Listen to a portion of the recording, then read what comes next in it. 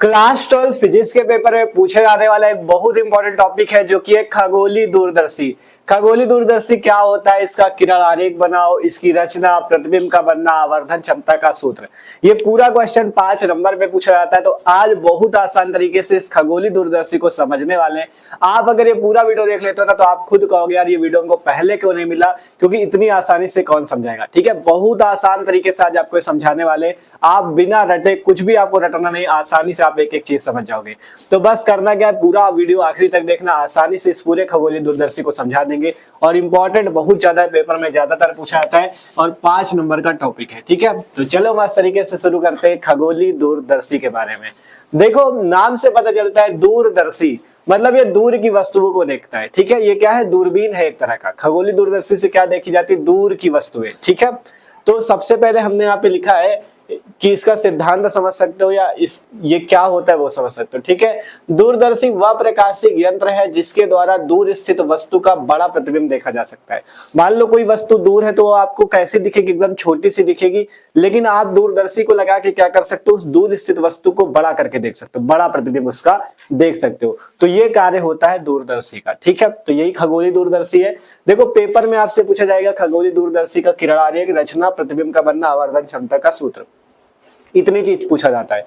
तो मेन इसमें क्या होता है, मेन होता है किरण आरेख। अगर किरण आरेख समझ गए ये सारी चीजें तो आप आसानी से कर सकते हो। ठीक है, तो चलो मस्त तरीके से सबसे पहले किरण आरेख को समझते हैं। ठीक है, तो देखो पहले आपको इतनी बात लिख लेनी है, फिर किरण आरेख बनेगा, फिर रचना, फिर प्रतिबिंब का बनना, फिर आवर्धन क्षमता। ठीक है, मस्त तरीके से। और एक चीज जान लो, जो लोग चैनल पे ना हो सब्सक्राइब भी कर लो, क्योंकि यहाँ पे चैनल पे मस्त तरीके से तैयारी चली क्लास 12 फिजिक्स की भी, केमिस्ट्री की भी, सभी सब्जेक्ट की। ठीक है, तो सब्सक्राइब जरूर कर लेना। शुरू करते हैं। देखो खगोलीय दूरदर्शी के बारे में। देखो, खगोलीय दूरदर्शी में 2 लेंस होते हैं। इससे पहले हमने संयुक्त सूक्ष्मदर्शी पढ़ा था, उसमें भी 2 लेंस थे, अभिदर्शक और नेत्रिका। संयुक्त वाले सूक्ष्मदर्शी में क्या था, उसमें अभिदर्शक लेंस जो था वो कैसा था, वो छोटा था, नेत्रिका बड़ा था। लेकिन खगोलीय दूरदर्शी में अभिदर्शक लेंस बड़ा होगा और नेत्रिका छोटा होगा। देख सकते हो हमने 2 लेंस लिए हैं, एक है अभिदर्शक लेंस, ठीक है, जो कि बड़ा है, और एक है नेत्रिका लेंस जो कि छोटा है। ये दोनों एक प्रकार के उत्तल लेंस होते हैं। ठीक है, इसमें अभिदर्शक बड़ा होता है और नेत्रिका छोटा होता है। ठीक है, आप देखो इस अभिदर्शक लेंस के पास में, वो अभिदर्शक लेंस के, मान लो अभिदर्शक लेंस से बहुत दूर, देखो डैश डैश करके बनाई गई है ना वस्तु, ये ए बी एक मान लो बहुत दूर एक हमारे पास वस्तु है ए बी, और इस वस्तु को हमें इस दूरदर्शी से देखना है। ठीक है, इस ए बी वस्तु को जो दूर स्थित है इसको हमें इस दूरदर्शी से देखना है। तो इसके लिए हम क्या करते हैं, आपको पता है किसी वस्तु का प्रतिबिंब बनाने के लिए 2 किरणें भेजनी पड़ती है। तो पहली किरण को हमने भेजा समांतर, देखो ये मुख्य अच्छी रेखा हो जाएगी लेंस की, यहां से हमने समांतर भेजा, समांतर के बाद ये इस टाइप से किरण बाहर निकल गई। ठीक है, दूसरी किरण को हम भेजेंगे इसके प्रकाशिक केंद्र O से, तो दूसरी किरण इस टाइप से जाती हुई इस टाइप से निकल गई। जहां पे इन दोनों किरणों ने काटा वहां पे हमारा क्या बन गया, प्रतिबिंब बन गया। वहां पे क्या बन गया, हमारा प्रतिबिंब बन गया। इस टाइप से हमारे पास ये प्रतिबिंब बन जाएगा। अब जैसे ए बी वस्तु थी तो इसका उल्टा प्रतिबिंब बनेगा बी डैश ए डैश। प्रतिबिंब कैसा बनेगा, इसका उल्टा प्रतिबिंब बनेगा बी डैश ए डैश। ठीक है, इतना समझ में आया। 2 किरणें भेजी थी, एक समांतर ऐसे चली गई, ये वाली इधर गई, जहां पे काटा वहीं पे प्रतिबिंब बन गया। ठीक है, अब ये इस लेंस ने क्या किया, इस ए बी वस्तु का उल्टा प्रतिबिंब बनाया बी डैश ए डैश। ठीक है, अब ये जो प्रतिबिंब है ना, ये इस नेत्रिका लेंस के भी पास में रखा है, ये प्रतिबिंब इस नेत्रिका लेंस के भी पास में रखा है। तो अब ये प्रतिबिंब क्या करेगा, इस लेंस के लिए वस्तु का कार्य करेगा। ठीक है, ये प्रतिबिंब इस लेंस के लिए वस्तु का कार्य करेगा। तो जब ये इस लेंस के लिए वस्तु बन जाएगा तो अब हमें इसका भी प्रतिबिंब बनाना पड़ेगा। तो इसका प्रतिबिंब बनाने के लिए भी हम 2 किरणें भेजेंगे। पहली किरण को हम भेजेंगे समांतर, इस टाइप से, समांतर जाने वाली किरण इस टाइप से आपकी निकल जाएगी। ठीक है, और दूसरी किरण को भेजेंगे इसके प्रकाशिक केंद्र से। दूसरी किरण को हम भेज देते हैं इसके प्रकाशिक केंद्र ई से। ठीक है, देखो नेत्रिका के लिए ई है, ई फॉर आई है ना, और अभिदर्शक वाला ओ है। ठीक है, इस टाइप से। तो हमने इस यहां से एक किरण ई से भेज दिया, एक समांतर गई, फिर ये इस टाइप से निकल गई। आप देखो प्रतिबिंब तब बनता जब आगे जाके किरणें आपस में काटती, लेकिन यहाँ पे किरणें आगे जाके कहीं पे काट नहीं रही। तो जब किरणें आगे नहीं काटती तो हम इन्हें पीछे मिला लेते हैं। ठीक है, पीछे यहाँ से आपको डैश डैश करते हुए लाना, और किरणें जहां पे मिल जाएंगी वहीं पे आपका क्या बन जाएगा, प्रतिबिंब बन जाएगा। ठीक है, इन किरणों को यहाँ से इस टाइप से मिलाते हैं, जहां पे काट देंगी आपस में वहीं पे क्या बन जाएगा, प्रतिबिंब। तो इन किरणों ने यहाँ पे काटा है तो इसका प्रतिबिंब इस टाइप से आभासी बनता है, क्योंकि लेंस के जो पीछे प्रतिबिंब बनता है वो आभासी होता है। ठीक है, तो यहाँ पे हमारे पास एक प्रतिबिंब बन जाता है जो कि आभासी होता है। ठीक है, अगर बी डैश ए डैश वस्तु थी तो इसका सीधा प्रतिबिंब B double dash A double dash आपके पास बन जाता है। ठीक है, तो इस टाइप से किरण आरेख बनता है। सबसे पहले जब यहाँ पे वस्तु ये प्रतिबिंब बन गया था तो इसके लिए वस्तु था, तो एक किरण इसके प्रकाशीय केंद्र से भेजा, एक यहाँ से गई, ऐसे चली गई, दोनों के पीछे की ओर खींचा, जहां मिल गई वहीं प्रतिबिंब बन गया B double dash A double dash. तो देखा आपने, दूर स्थित वस्तु को हमने बड़ा करके देख लिया, किसके द्वारा, इस दूरदर्शी के द्वारा देख सकते हो, आपका प्रतिबिंब जो बना है बड़ा प्रतिबिंब बना है। तो इस टाइप से आप दूरदर्शी से बड़ा प्रतिबिंब देख सकते हो। ठीक है, आप देखो इसके बाद यहाँ पे मान लेते हैं हमारे नेत्र होंगे। ठीक है, जिसकी मदद से हम इस दूरदर्शी से देखेंगे। ठीक है, तो नेत्र आप लोग बना लेना जिससे अच्छे बन जाए, है ना, हम बनाए दे रहे हैं इसे। ये मान लो हमारे क्या है, नेत्र है। ठीक है, अब यहाँ से आपको थोड़ा एक दो लाइन डैश डैश करके दिखा देनी है कि हम नेत्र से यहाँ पे देख रहे हैं इस प्रतिबिंब को। ठीक है, इस प्रतिबिंब को हम क्या कर रहे हैं, नेत्र के द्वारा देख रहे हैं। ठीक है, ये हमारा क्या है, नेत्र। तो इस टाइप से सिंपल तरीके से एकदम किरण आरेख आप बना सकते हो, मस्त तरीके से बन चुका है। ठीक है, तो अब देखो थोड़ा सा यहाँ पे समझ लेते हैं। अब जैसे इस लेंस के लिए वस्तु है, तो वस्तु की दूरी को u से लिखते हैं, तो o की वजह से ये uo हो जाएगी। uo क्या है, हमारी वस्तु है। ठीक है, अब इस लेंस के लिए ये क्या है, प्रतिबिंब। इस लेंस के लिए ये क्या है, प्रतिबिंब। लेकिन एक चीज समझना, लेंस में आपको पता है दो फोकस होते हैं, एक फोकस इधर साइड होगा, एक फोकस इधर साइड होगा। ये जो प्रतिबिंब बनता है ना, ये इस वाले लेंस के फोकस पे बनता है। ठीक है, ये प्रतिबिंब जो बनता है इस वाले लेंस के फोकस FO पे बनता है, क्योंकि O है ना, तो इसलिए FO पे बनता है। ये आपका B डैश A डैश था, ये चीज आपको बात याद रखनी। ठीक है, कि ये वाला जो प्रतिबिंब बना था इस वाले वस्तु का, ये प्रतिबिंब इस लेंस के फोकस FO पे बनता है। ठीक है, अब यहां से इस लेंस से FO की दूरी कितनी हो जाएगी, इस लेंस से FO की दूरी कितनी हो जाएगी, फोकस दूरी FO के बराबर, है ना। FO ये क्या फोकस बिंदु है, ये इसकी फोकस दूरी है। ठीक है, इतनी बात सबको समझ में आई। देखो है तो ये लेंस से प्रतिबिंब की दूरी, लेकिन प्रतिबिंब फोकस पे बना है, इसलिए प्रतिबिंब की दूरी फोकस दूरी के बराबर हो गई। ठीक, कोई दिक्कत नहीं है। आप देखो इस लेंस के लिए ये क्या चीज है, इस लेंस के लिए है वस्तु, तो इस लेंस के लिए वस्तु है, तो ये क्या हो जाएगी, वस्तु की दूरी। और वस्तु की दूरी कितनी होती है, u होती है, तो लेंस कौन सा, E वाला, तो UE हो जाएगी इसकी दूरी। ठीक है, इतनी बात समझ में आई, कोई दिक्कत नहीं है। अब मान लेते हैं जो अंतिम प्रतिबिंब है ये नेत्र से 25 सेंटीमीटर पे बना है, मतलब स्पष्ट दृष्टि की न्यूनतम दूरी D पे बना है। तो ये वाली दूरी को मान लेते हैं D मतलब स्पष्ट दृष्टि की न्यूनतम दूरी। ठीक है, ये क्या है, स्पष्ट दृष्टि की न्यूनतम दूरी D है। ठीक है, तो इस टाइप से आपका पूरा किरण आरेख कंप्लीट हो चुका है। एकदम आसान भाषा पे हमने आपको आसान तरीके से समझा दिया। ठीक है, तो किरण आरेख जब बन जाएगा इस टाइप से, आपका यही जो प्रतिबिंब बना है इसी के लिए आवर्धन क्षमता का भी सूत्र निकालेंगे। तो पहले हम समझते हैं इसकी रचना, कि ये जो आपका दूरदर्शी होता है बना कैसा होता है। ठीक है, तो दूरदर्शी में धातु की एक नली होती है जिसमें दो लेंस लगे होते हैं। तो वही बात है आपको यहाँ पे लिखनी है। हम देखो यहाँ पे रचना आपको आगे शो होगी, इसको थोड़ा सा पढ़ लेते हैं। यही आपको अपनी भाषा में बना के, रटना नहीं है, अपनी भाषा बना के लिख लेना। ठीक है, देखो रचना पढ़ो। यहाँ से कहा गया, इसमें धातु की एक लंबी बेलनाकार नली होती है। इसमें धातु की इस टाइप से एक लंबी बेलनाकार नली होती है जिसमें दो लेंस लगे होते हैं, एक अभिदर्शक लगा होता है, एक नेत्रिका, इस टाइप से। ठीक है, जिसकी मदद से हम ऐसे ऐसे करके देखते हैं, है ना, ये चीज। तो इसमें धातु की एक लंबी बेलनाकार नली होती है जिसके एक सिरे पर बड़ी फोकस दूरी तथा बड़े द्वारक का एक उत्तल लेंस लगा होता है। ये देखो बड़ी फोकस दूरी और बड़े द्वारक का उत्तल लेंस है, जिससे अभिदर्शक लेंस कहते हैं। ठीक है, नली के दूसरे सिरे पर एक अन्य छोटी नली, यहाँ पे एक और छोटी नली फिट होती है जिसपे नेत्रिका लगा होता है। ठीक है, कहा गया नली के दूसरे सिरे पर एक अन्य छोटी नली फिट होती है जो दंतुर दंड चक्र व्यवस्था द्वारा आगे पीछे खिसकाई जा सकती है। दंतुर दंड चक्र व्यवस्था क्या है, मतलब इसके द्वारा आप देखो, जैसे नली है मान लो, तो इसको आप आगे पीछे ऐसे खिसका सकते हो। ठीक है, जिसकी मदद से आप क्या कर सकते हो, दूर की वस्तु को देख सकते हो। तो इस दंतु दंड चक्र व्यवस्था का मतलब है कि सीधा सीधा आप नली को ऐसे ऐसे आगे पीछे खिसका सकते हो। ठीक है, आप चाहो तो दंतु दंड चक्र लिखना मन हो तो लिखना, नहीं तो ऐसे ही लिख देना कि मतलब दो नली लगी होती है जिनको हम आगे पीछे खिसका सकते हैं। दंतु दंड चक्र लिखने का मन हो तो लिख देना, नहीं कोई दिक्कत नहीं। ठीक है, फिर छोटी नली के बाहरी सिरे पर एक और उत्तल लेंस लगा होता है जो छोटी फोकस दूरी तथा छोटे द्वारक का होता है, इसे हम लोग नेत्रिका लेंस कहते हैं। तो सीधी सी रचना है, मतलब सबसे पहले एक नली होती है जिसपे एक बड़ी फोकस दूरी बड़े द्वारक का लेंस होता है जिसे अभिदर्शक लेंस कहते हैं। यहाँ पे एक और नली लगी होती है जिसपे एक छोटा लेंस लगा होता है जिसे नेत्रिका लेंस कहते हैं। इन दोनों नलियों को आगे पीछे खिसकाया जा सकता है। बस ये सिंपल सी रचना लिख देना, बस वो कुछ नहीं करना। ठीक है, अपनी भाषा में लिखना, रटना कुछ नहीं है, इसे स्क्रीनशॉट कर लो, आराम से नोट कर लेना। ठीक है, तो रचना भी हो गई। अब बारी आती है प्रतिबिंब का बनना। पहले किरण आरेख बना, फिर रचना, अब प्रतिबिंब का बनना।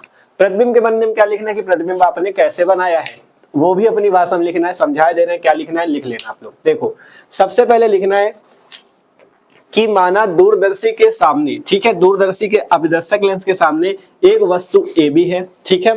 इस AB वस्तु का अभिदर्शक लेंस के द्वारा प्रतिबिंब B डैश A डैश बनता है, जो कि वास्तविक तथा उल्टा है, क्योंकि देख सकते हो AB वस्तु का उल्टा प्रतिबिंब बना है B डैश A डैश। तो क्या लिखा आपने, माना अभिदर्शक लेंस के सामने एक दूर स्थित वस्तु AB है, ठीक है, जिसका अभिदर्शक लेंस के द्वारा B डैश A डैश वास्तविक उल्टा प्रतिबिंब बनता है। अब ये जो B डैश A डैश वस्तु, जो B डैश A डैश प्रतिबिंब है, इस नेत्रिका के लिए वस्तु का कार्य करता है और इस नेत्रिका के द्वारा इसका बड़ा प्रतिबिंब B double dash A double dash आभासी तथा सीधा बन जाता है। बस इतनी सी बातें आपको लिखनी है और कुछ नहीं। प्रतिबिंब के बनने में 4-5 लाइन पे जो चीज आपने प्रतिबिंब बनाया है बस उतना बात लिख दो और कुछ नहीं करना है, ठीक है। तो इतना काम हो गया आसानी से। अब इसके बाद है आवर्धन क्षमता के लिए सूत्र, ठीक है। प्रतिबिंब का बनना अपनी भाषा में लिखना, कोई रटने वाली बात नहीं है, ठीक है, ठीक है, कोई रटने वाली बात नहीं, जो आप अपनी भाषा में लिख दोगे वही आपका सही है, ठीक है। अब इसके बाद है आवर्धन क्षमता के लिए सूत्र। तो आवर्धन क्षमता का सूत्र हमने इसके पहले भी आपको बताया था। आवर्धन क्षमता M बराबर होता है प्रतिबिंब द्वारा आंख पर बना कोण, प्रतिबिंब द्वारा आंख पर बना कोण, आंख पर बना कोण बटे वस्तु द्वारा आंख पर बना कोण, ठीक है, सही से लिख लेना, जगह नहीं है आगे। वस्तु द्वारा आंख पर बना कोण, ठीक है, प्रतिबिंब द्वारा आंख पर बना कोण बटे वस्तु द्वारा आंख पर बना कोण, ठीक है। प्रतिबिंब द्वारा आंख पर बना कोण बटे वस्तु द्वारा आंख पर बना कोण। अब मान लो प्रतिबिंब द्वारा आंख पर बना कोण बीटा हो और वस्तु द्वारा बना कोण अल्फा हो, तो M बराबर सूत्र होता है बीटा बटे अल्फा, ठीक है। इसके अभी आगे भी सूत्र निकल के आएंगे, तो अभी मेन सूत्र समझो, M बराबर होता है बीटा बटे अल्फा। बीटा है प्रतिबिंब द्वारा आंख पर बना कोण, अल्फा है वस्तु द्वारा, ठीक है। तो देखो वस्तु ये है, तो मान लेते हैं वस्तु कितना कोण बनाती है, अल्फा, ठीक है। तो यहाँ पे मान लेते हैं ये वाला कोण कितना बनता है, अल्फा, ठीक है। अब ये कोण अल्फा है तो आपने शीर्षाभिमुख कोण पढ़ा है, ये वाला अल्फा है तो ये भी अल्फा होगा, तो वैसे ये अल्फा है तो ये वाला भी अल्फा हो जाएगा, ठीक है। अब प्रतिबिंब कौन सा बन रहा था, इस अभिदर्शक के द्वारा ये वाला प्रतिबिंब बना है, तो यहाँ पे जो कोण बनेगा वो कौन सा हो जाएगा, बीटा, ठीक है। ये बीटा प्रतिबिंब द्वारा बना कोण है और अल्फा क्या है, ये वस्तु द्वारा बना था। अगर ये कोण अल्फा है तो ये कोण भी अल्फा होगा, ठीक है, समझ गए। ये कोण अल्फा तो ये भी अल्फा है और ये वाला बीटा है। अब आसानी से आवर्धन क्षमता के लिए सूत्र निकालना है। पहले आप लोग इतना नोट कर लो, फिर इसके आगे हम आपको निकाल के दिखा दें, ठीक है। इसे पूरा स्क्रीनशॉट कर लो, इधर वाला क्योंकि इरेज कर देंगे तब आपको आगे समझाएंगे, ठीक है। तो जल्दी से इसे नोट कर लो, ये नहीं नोट करना, ठीक है, स्क्रीनशॉट कर लो,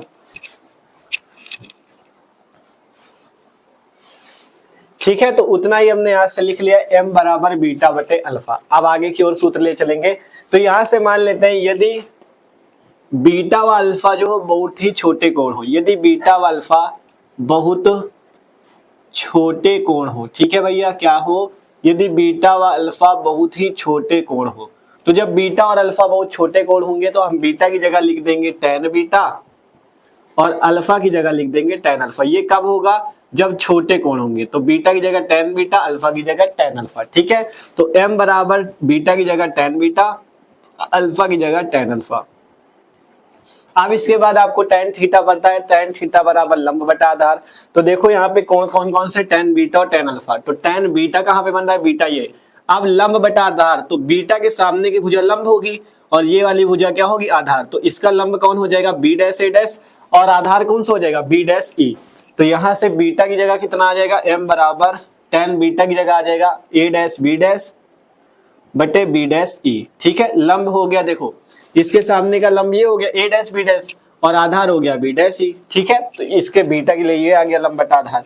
tan अल्फा, अल्फा कोण कहाँ पे, ये इसके सामने की भुजा लंब कौन सी हो जाएगी, ये वाली B डैश A डैश लंब हो जाएगा, आधार हो जाएगा O से B डैश तक, ठीक है।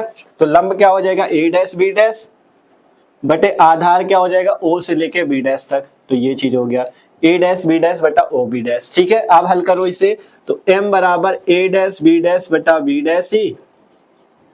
अब जो नीचे वाली वैल्यू ऊपर जाके उल्टा हो जाएगी, O B डैश बटा A डैश B डैश, ठीक है। ये जो A डैश B डैश बटा O B डैश था, ऊपर जाके उल्टा हो गया O B डैश बटा A डैश B डैश। अब A dash B dash A dash B dash cancel, M बराबर कितना आ गया, O B डैश बटा B डैश E, ठीक है, O B डैश बटा B डैश E, ठीक है। इतना आ गया, कोई दिक्कत नहीं किसी को।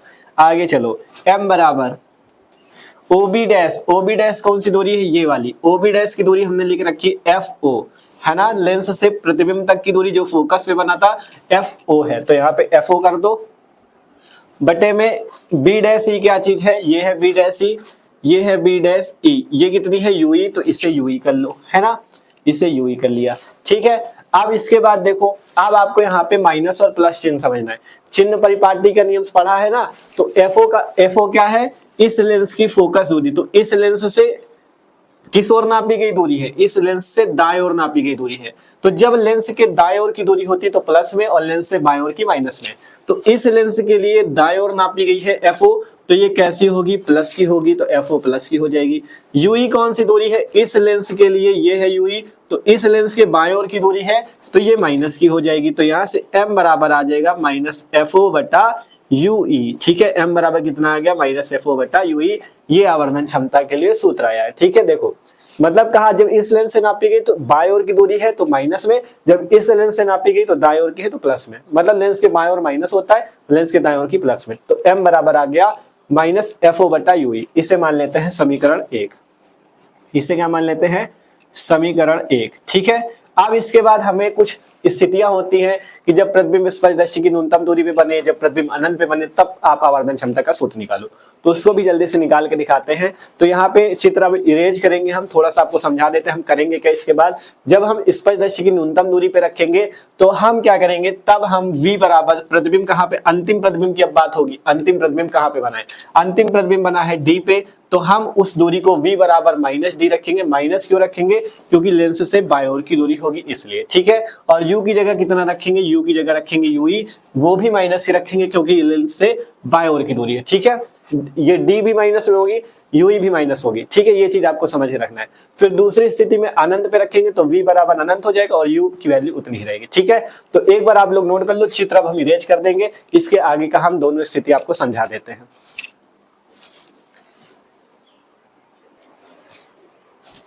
ठीक है, तो अब पहली स्थिति है कि जब प्रतिबिंब स्पर्शदर्शी की न्यूनतम दूरी पे बने, तो हमने बताया था f बराबर हम रखेंगे fe, है ना, फोकस दूरी की जगह fe रखेंगे, और v बराबर रखेंगे माइनस डी, क्योंकि d है स्पर्शदर्शी की न्यूनतम दूरी। माइनस क्यों रखा, क्योंकि लेंस से बाएं ओर की दूरी है।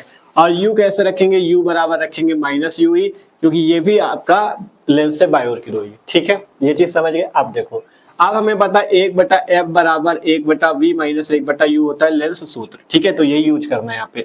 तो 1 बटा एफ की जगह एफ ही हो जाएगा, बराबर 1 बटा वी की जगह माइनस डी हो जाएगा, माइनस 1 बटा यू की जगह माइनस यू ही हो जाएगा। हल करो, 1 बटा एफ ही बराबर माइनस 1 बटा डी प्लस 1 बटा यू ही, ठीक है। अब यहाँ से देखो, बटे में 1 बटा यू ही है, तो 1 बटा यू की वैल्यू यहाँ से निकाल लो। तो 1 बटा यू बराबर आ जाएगा 1 बटा एफ ही प्लस 1 बटा डी। 1 बटा यू कितना आ गया, 1 बटा एफ प्लस 1 बटा डी, है ना। देखो ये माइनस 1 बटा डी इधर आ गया, तो 1 बटा यू बराबर 1 बटा एफ प्लस 1 बटा डी। आप लिखते हैं समीकरण 1 से, समीकरण 1 से, है ना। समीकरण 1 में क्या है, माइनस एफ ओ बटा यू है, तो यू को लिख सकते हो 1 बटा यू, है ना, इस टाइप से। तो 1 बटा यू का वैल्यू ये आया, रख दो इसे, माइनस एफ ओ कोष्टक में 1 बटा एफ ई प्लस 1 बटा डी, ठीक है। देखो कितना आ गया, m बराबर माइनस एफ ओ कोष्टक में 1 बटा एफ ई प्लस 1 बटा डी।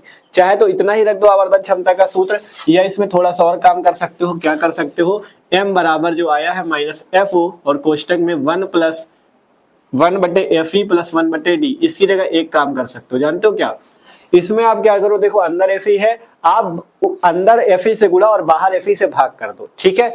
यहाँ पे एफ ई से भाग कर दो और अंदर एफ ई से गुणा कर दो। ऐसा क्यों कर रहे हैं, इससे कोई फर्क तो पड़ेगा नहीं, क्योंकि अंदर से एफ ई कॉमन लोगे तो एफ ई से एफ ई वैसे भी कट जाना है। तो बाहर क्या किया, एफ ई से भाग, और अंदर क्या किया, एफ ई से गुणा। तो अब होगा क्या, एफ ई से एफ ई कैंसिल हो जाएगा, तो m बराबर आ जाएगा माइनस एफ ओ बटा एफ ई, और यहाँ पे एफ ई, ठीक है। और यहाँ पे एफ ई से एफ ई कटा, बचा 1 प्लस एफ ई बटा डी। तो ये आ जाएगा आपका आवर्धन क्षमता का सूत्र जब प्रतिबिंब स्पर्शदर्शी की न्यूनतम दूरी पे बनता है। तो m बराबर माइनस एफ ओ बटा एफ ई कोष्टक में 1 plus F E upon D, ठीक है। ये सूत्र आपका आ जाता है। इसमें आपको एक पूछ लेता है दूरदर्शी की लंबाई, तो आप यहाँ से याद रखना, दूरदर्शी की लंबाई कभी न्यूमेरिकल पे पूछ ले तो दूरदर्शी की लंबाई कितनी होगी जब प्रतिबिंब स्पर्शदर्शी की न्यूनतम दूरी पे बनेगा। तो दूरदर्शी की जो लंबाई होगी वो होगी एफ ओ प्लस यू, कितनी होगी, एफ ओ प्लस यूई, ठीक है, क्योंकि प्रतिबिंब कैसे बना था, पहले आपका जो पहला प्रतिबिंब बना था अभिदर्शक के द्वारा उसकी दूरी FO थी, और जो वो देखो इस टाइप से था ना चित्र, देखो यहाँ पे फिर समझ लो, ये था यहाँ से यहाँ तक जो A डैश B डैश बना था, ये B डैश A डैश वाला, इसकी दूरी कितनी थी FO, और इस नेत्रिका लेंस से इसकी दूरी कितनी थी यूई। आपने जो चित्र बनाया उसमें देखना तो पूरे प्रतिबिंब की लंबाई कितनी हो जाएगी, FO प्लस यूई के बराबर, ठीक है, ये चीज हुआ है। तो दूरदर्शी की लंबाई कितनी आई, FO प्लस यूई। तो पहली स्थिति हो गई। अब दूसरी स्थिति है जब प्रतिबिंब अनंत पे बने, ठीक है, तो इसी के आगे करते हैं। देखो दूसरी स्थिति जब प्रतिबिंब अनंत पे बने,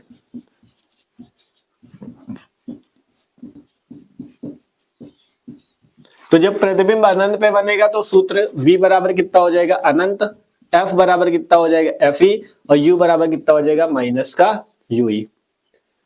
कितना हो जाएगा, U बराबर माइनस के UI। आप फिर से लेंस सूत्र लगाओगे, 1/F बराबर 1/V minus 1/U, 1/V minus 1/U, तो 1/F की जगह FE, V की जगह अनंत, माइनस U की जगह माइनस UI। अब हल करोगे तो 1/FE बराबर माइनस माइनस प्लस हो जाएगा, ये माइनस और ये माइनस प्लस हो गया, तो 1/FE बराबर 1/UI। इसे उल्टा कर दोगे तो FE बराबर कितना आ जाएगा, UI। FE किसके बराबर आएगा, UI के बराबर आ जाएगा, ठीक है। तो आप देखो यहाँ से हम इसके बाद क्या कर देंगे, ठीक है। अब जो FE बराबर UI है, बस इसका मान आपको इसी समीकरण 1 में रखना है, जैसे यहाँ पे रखा था वैसे यहाँ पे समीकरण 1 में। अब आगे लिख देना समीकरण 1 में, ठीक है। समीकरण 1 में क्या चीज था हमारे पास, समीकरण 1 में हमारे पास था m बराबर माइनस FO बटा UI, UI की जगह क्या रख देंगे FE, तो m बराबर कितना हो जाएगा माइनस का FO बटा FE। तो ये आ जाएगा जब प्रतिबिंब अनंत पे होगा तो आवर्धन क्षमता के लिए सूत्र आएगा माइनस का FO बटा UI, ठीक है। इसके आगे देखो जगह नहीं है तो हम यहाँ पे दूरदर्शी की लंबाई भी लिख देते, उसी के आगे लिख लेना दूरदर्शी की लंबाई तब कितनी हो जाएगी जब प्रतिबिंब अनंत पे बनेगा। दूरदर्शी की लंबाई देखो अब FO किसके बराबर आ चुका है, UI, वो FE किसके बराबर आ चुका है UI के। तो जब स्पर्शदर्शी की न्यूनतम दूरी पे था तब दूरदर्शी की लंबाई कितनी थी, FO प्लस UI। तो अब कितनी हो जाएगी, FO प्लस FE, UI बराबर है FE के, तब UI की जगह FE लिख दो, तो दूरदर्शी की लंबाई FO प्लस FE हो जाएगी। ये देखो इसी में FO प्लस UI की जगह FE कर दो, तो FO प्लस FE हो जाएगी।